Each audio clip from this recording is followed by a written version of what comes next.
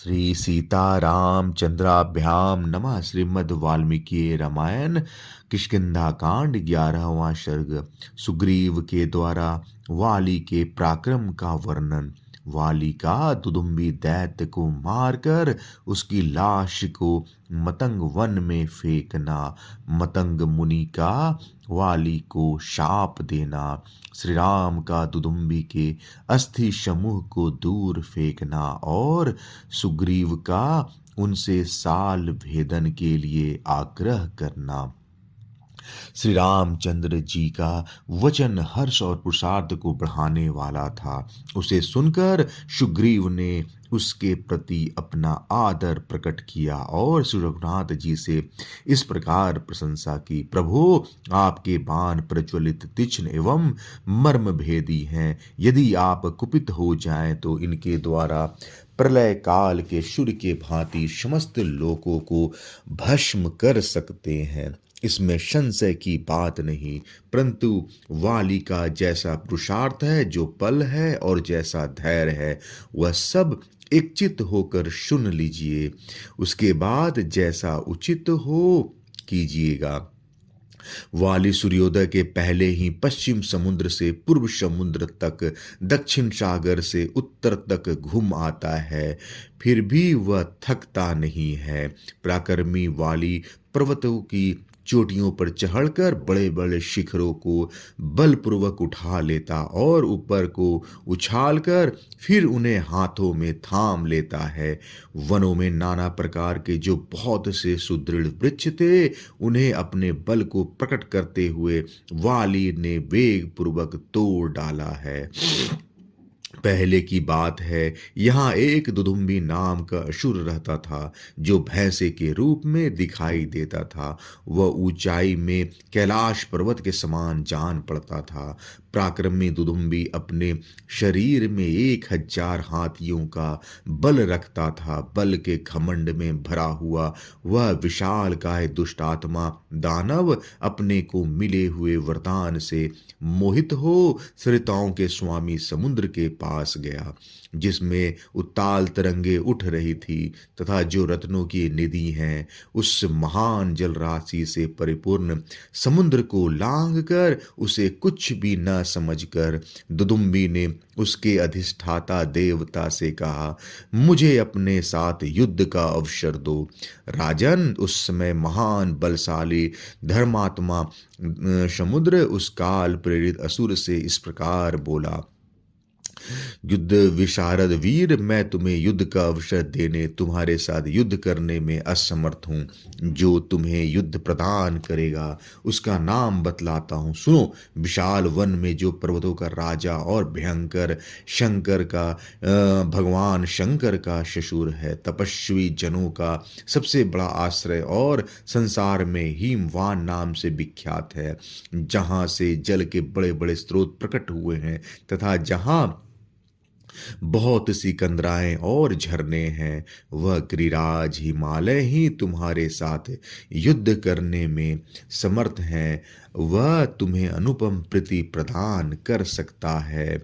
यह सुनकर असुर शिरोमणि दुदुम्बी समुद्र को डरा हुआ जान धनुष से छूटे हुए बाण की भांति तुरंत हिमालय के वन में जा पहुंचा और उस पर्वत की गजराओं के समान विशाल श्वेत शिलाओं को बारंबार भूमि पर फेंकने और गर्जन करने लगा।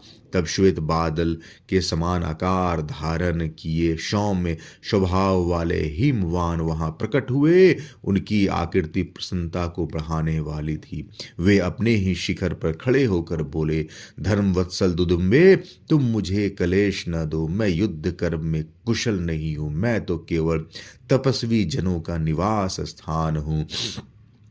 बुद्धिमान गिरिराज हिमालय की यह बात सुनकर दुदुम्बी के नेत्र क्रोध से लाल हो गए और वह इस प्रकार बोला, यदि तुम युद्ध करने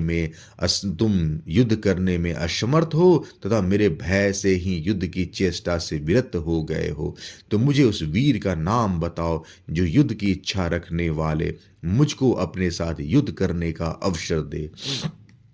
उसकी यह बात सुनकर बातचीत में कुशल धर्मात्मा हिमवान ने श्रेष्ठ असुर से, जिसके लिए पहले किसी ने किसी प्रतिद्वंदी योद्धा का नाम नहीं बताया था, क्रोध पूर्वक कहा, महाप्राग दानवराज, वाली नाम से प्रसिद्ध एक परम तेजस्वी और प्रतापी वानर है, जो देवराज इंद्र के पुत्र है और अनुपम शोभा से पूर्ण किष्किंधा नामक पुरी में निवास करते हैं।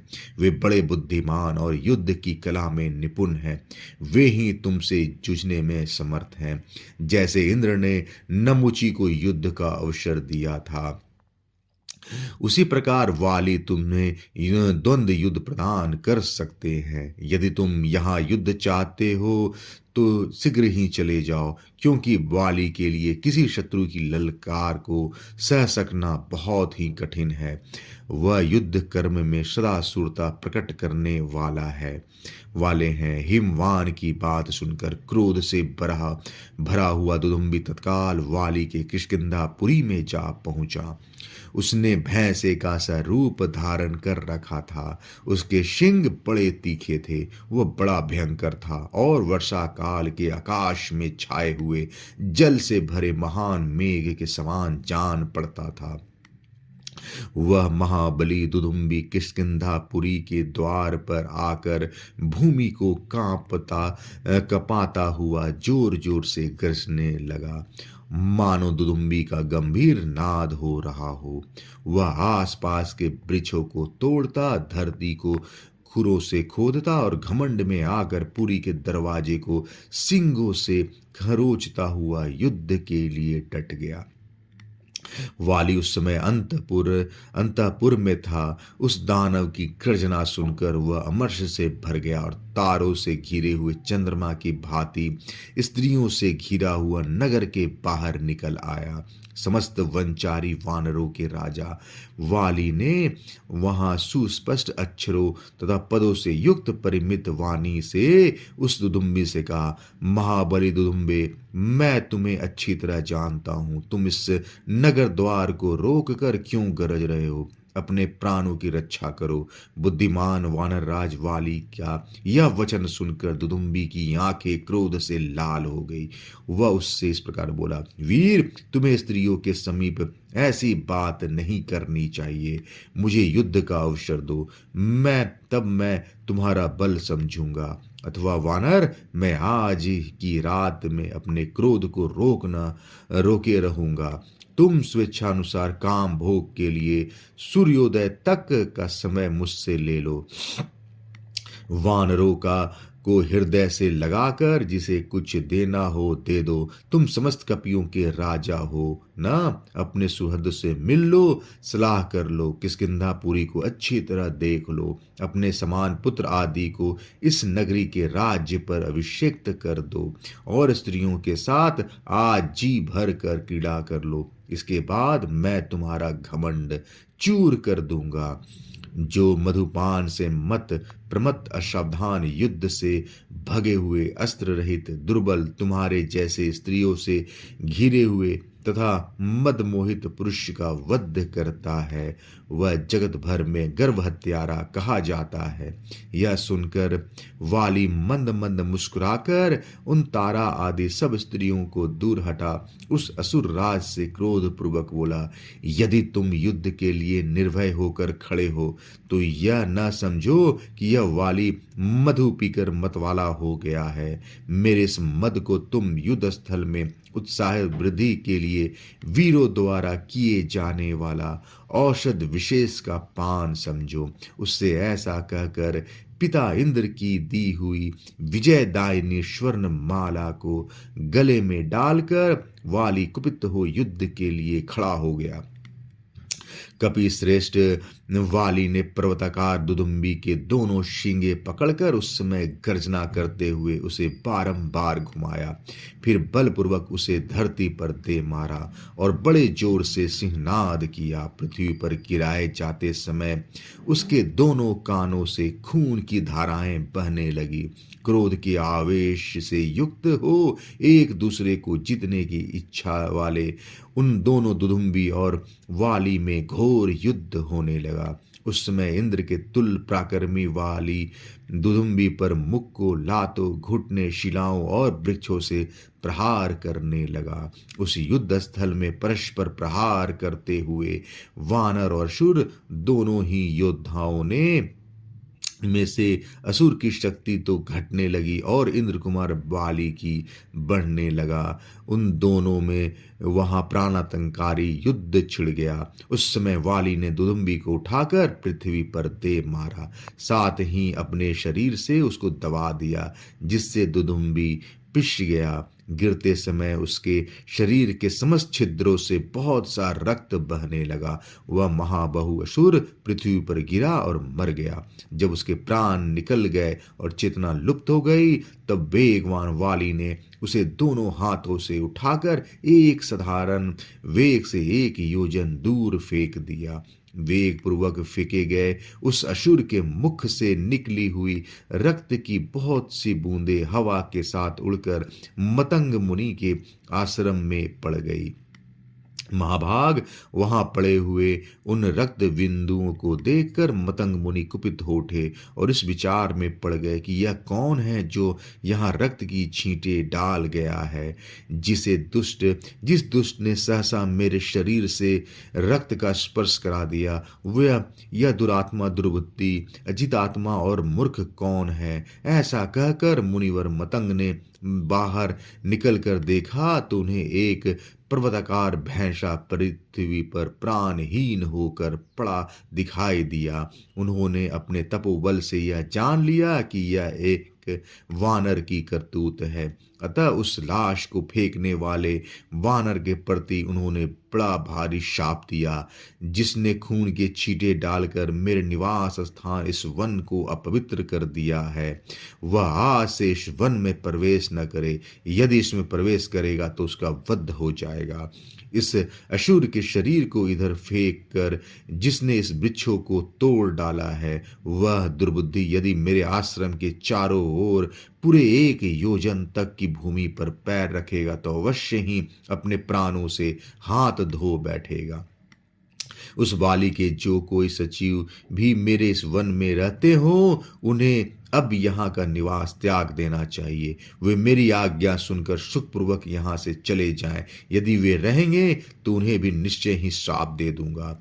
मैंने अपने इस वन की सदा पुत्र की भांति रक्षा की है, और जो अपने पत्र और अंकुर का विनाश तथा फल मूल का अभाव करने के लिए यहाँ रहेंगे, वे अवश्य ही शाप के भागी होंगे। आज का दिन उन सब के आने जाने या रहने की अंतिम अवधि है। आज भर के लिए मैं उन सब को छुट्टी देता हूँ। कल से जो कोई वानर यहाँ मेरी दृष्टि में पड़ जाएगा, वह कई हजार वर्षों के लिए पत्थर हो जाएगा। मुनि के इस वचन को सुनकर वे सभी वानर मतंग वन से निकल गए।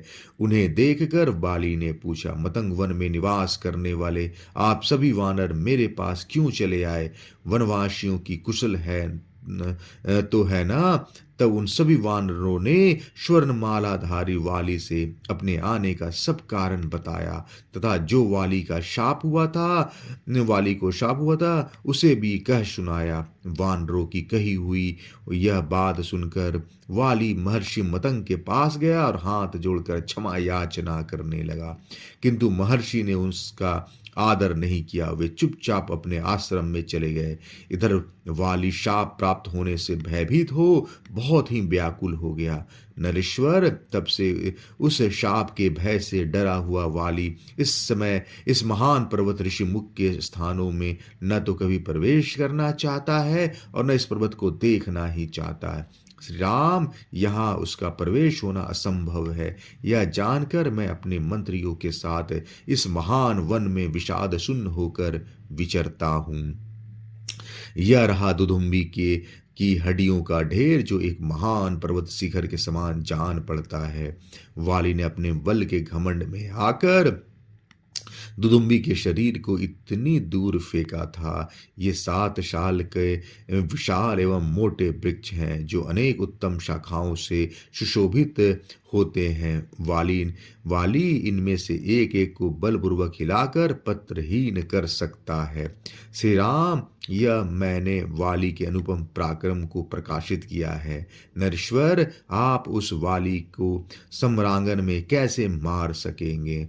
सुग्रीव के ऐसा कहने पर लक्ष्मण को बड़ी हंसी आई। वे हंसते हुए बोले, कौन सा काम कर देने पर तुम्हें विश्वास होगा कि श्री रामचंद्र जी वाली का वध कर सकेंगे? तब सुग्रीव ने उनसे कहा, पूर्व काल में वाली ने शाल के इन 7 वृक्षों को एक एक करके कई बार बिंद डाला है।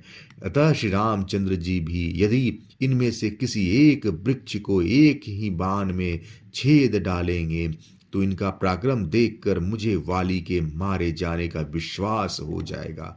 लक्ष्मण, यदि इस महिषासुर रूप धारी दुदुम्बी के हड्डी को एक ही पैर से उठाकर बलपूर्वक 200 धनुष की दूरी पर फेंक सकेंगे तो भी मैं यह मान लूंगा कि इनके हाथों से वाली का वध हो सकता है। जिनके नेत्र प्रांत कुछ कुछ लाल थे, उन श्री राम से ऐसा कहकर सुग्रीव 2 घड़ी तक कुछ सोच विचार में पड़े रहे। इसके बाद वे ककुतस्थ भूल कुलभूषण श्री राम से फिर बोले, वाली शूर है और स्वयं भी उसे अपने शौर्य पर अभिमान है। उसके बल और पुरुषार्थ विख्यात हैं। वह बलवान वानर अब तक के युद्धों में कभी पराजित नहीं हुआ है।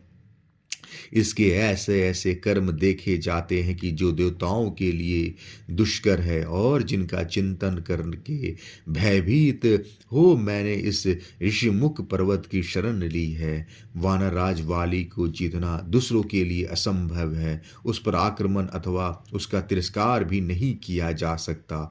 वह शत्रु की ललकार को नहीं सह सकता। जब मैं उसके प्रभाव का चिंतन करता हूं तब इस ऋषिमुख पर्वत को एक क्षण के लिए भी छोड़ नहीं पाता हूं।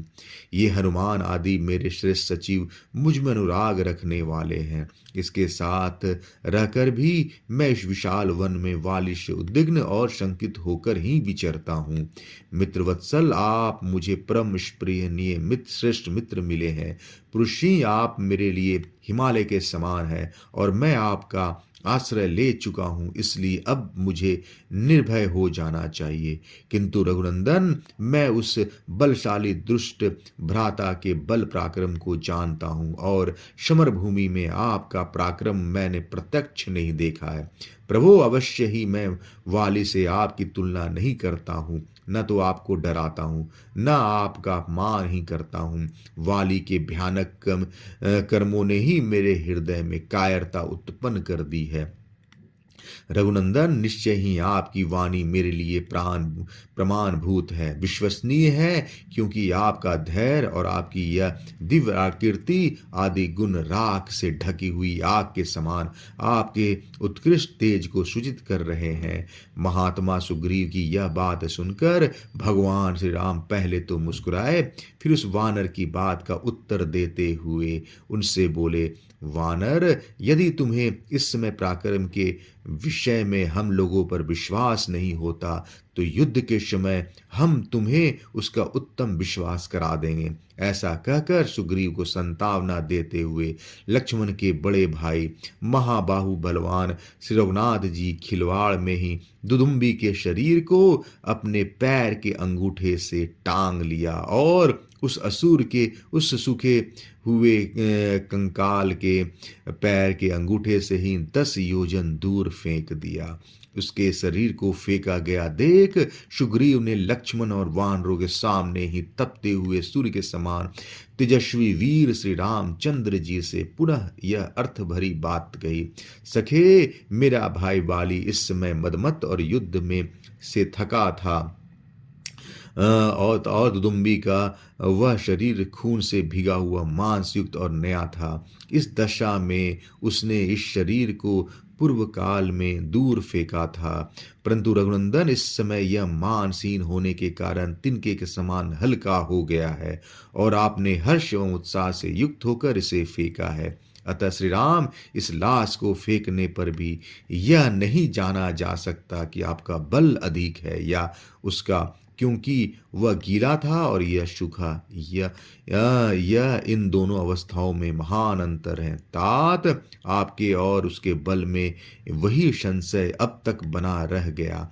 अब इस एक साल वृक्ष को विदीर्ण कर देने पर दोनों के बलाबल का स्पष्टीकरण हो जाएगा। आपका यह धनुष हाथी की फैली हुई सूंड के समान विशाल है। आप इस पर प्रत्यंचा चढ़ाएं और इसे कान तक खींचकर साल वृक्ष को लक्ष्य करके एक विशाल बाण छोड़िए। इसमें संदेह नहीं कि आपका छुड़ा हुआ बाण इस शाल वृक्ष को विदीर्ण कर देगा। राजन कर देगा। राजन, अब विचार करने की आवश्यकता नहीं है। मैं अपनी शपथ दिलाकर कहता हूँ, आप मेरा यह प्रिय कार्य अवश्य कीजिए। जैसे संपूर्ण तेजों में सदाशिव देव ही श्रेष्ठ हैं, जैसे बड़े बड़े पर्वतों में गिरिराज हिमवान श्रेष्ठ हैं, और जैसे चौपायों में सिंह श्रेष्ठ हैं, उसी प्रकार पराक्रम के विषय में सब मनुष्यों में आप ही श्रेष्ठ हैं। किष्किंधा कांड 11वां सर्ग समाप्त। जय श्री राम।